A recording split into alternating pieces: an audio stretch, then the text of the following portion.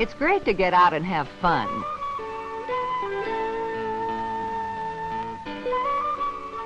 But there is always the chance of an accident.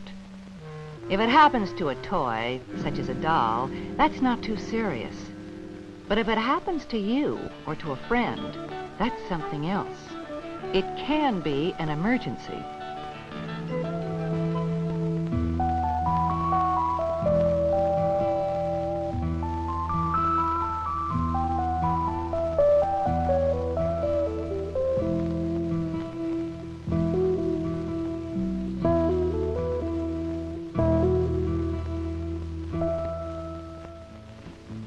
An emergency is a situation where you have to do the right thing quickly.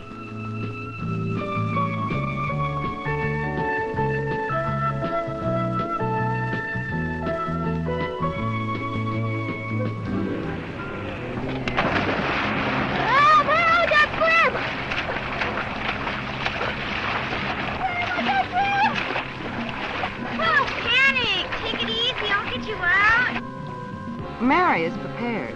She knows what to do. Here, grab this.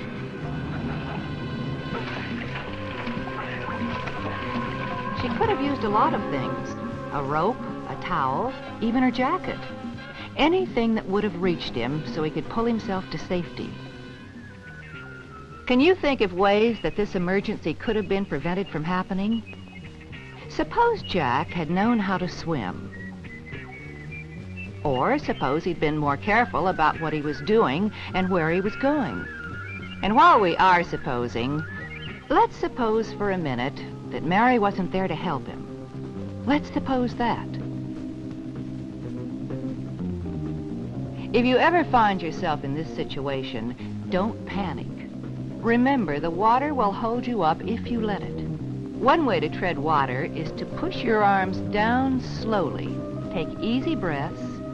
Bring your arms up and then push them down again. As you move your arms, kick your legs gently. Don't fight. Move gently. Don't panic. Let the water hold you up. Accidents can happen to anyone, but they are particularly likely to happen to younger people. Remember when you were a lot younger, you were curious about everything? You were always getting into things.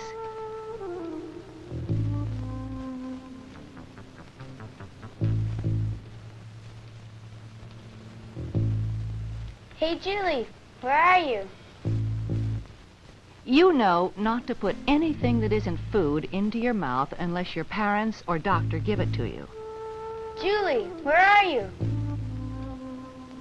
But your little brothers, sisters, or friends might not. Don't do that. What would you do if you thought someone had eaten something they shouldn't have? Come on, I'm gonna get your mom. Oh, don't follow me. Julie might get into trouble for playing where she's not supposed to, but that's a lot better than letting the chemical stay inside her if she's eaten it. If you think someone has eaten something they shouldn't, get an adult right away and show them what you think was eaten.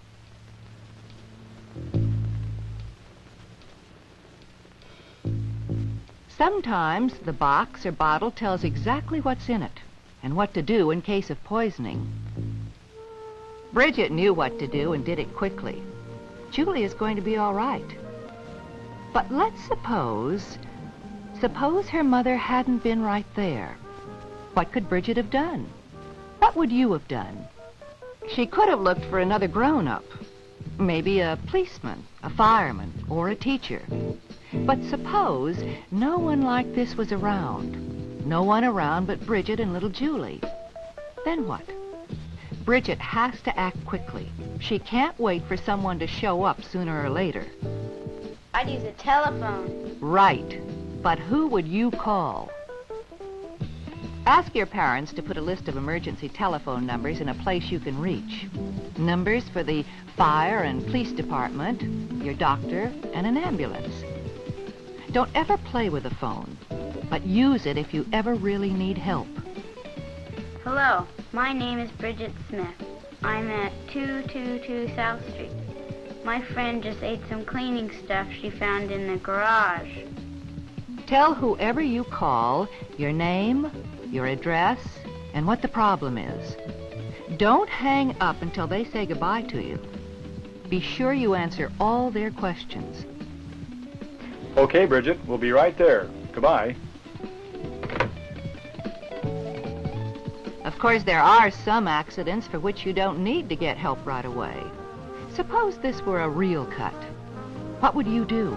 First, you would stop the bleeding. The best way is to press on it with a cloth, or if you don't have one, with your hand. Don't take the cloth off even if you think the bleeding is stopped. If you take it off, the bleeding might start again. Once you have stopped the bleeding, get some grown-up to help. There are situations where the best thing to do is nothing at all.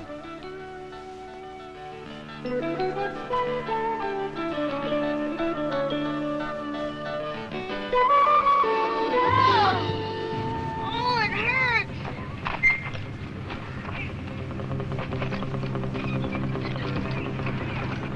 We better get someone. Come on. No, it hurts! You stay with him. I'll get someone. If you take a fall and it hurts a lot, don't move. Take it easy. Let help come to you. Unless you're in a place that's really dangerous and you have to move. It's a good thing you didn't move a lot. It might be broken. Let me go get some help and we'll bring you in on a stretcher. Will I be okay? Sure you will. You'll be fine. Thinking about emergencies before they happen will prepare you to deal with them when they do occur. For example, fire. Now, you've had fire drills at school. Ask your parents to have the same kind of drill at home. Be sure you know how to get out of the house fast if you have to. If you live in a two-story house or an apartment, a rope or a rope ladder will help you escape quickly. Just suppose you were in bed one night and you woke up and there was a fire in the house. If you smell smoke, would you be very careful about opening doors? Would you stop to feel the door and doorknob? If they were hot, that would mean fire on the other side. No place for you to be. Take another route out of the house.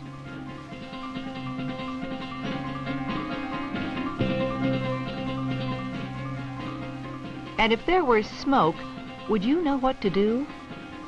Stay low. The heat and smoke will rise above you. In a fire, the air near the ground is much safer to breathe. And would you know not to use the telephone? If you're in a house that's on fire, get out. There will be plenty of time later to call for help. Get out of the house and stay out.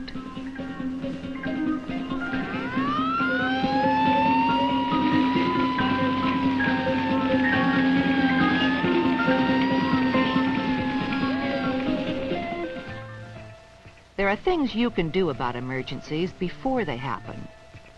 Keep away from places you know are dangerous. If you're with your little sister or brother or with a little friend, keep an eye on them. But if an accident does occur, know what to do.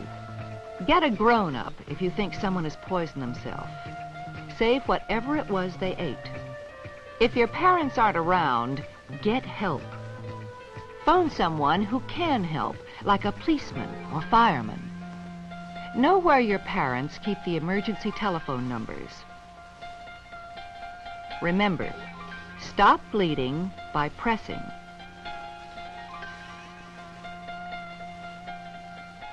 If someone complains of a lot of pain, don't try to move them. Get help from a grown-up. Think ahead about what you and your family would do if there were a fire in the house. Think ahead. That's the key to doing the right thing in an emergency. Sometimes it seems there are an awful lot of safety do's and don'ts. But remember, these are just rules to help you. So that if you ever have to face an emergency, you'll know what to do.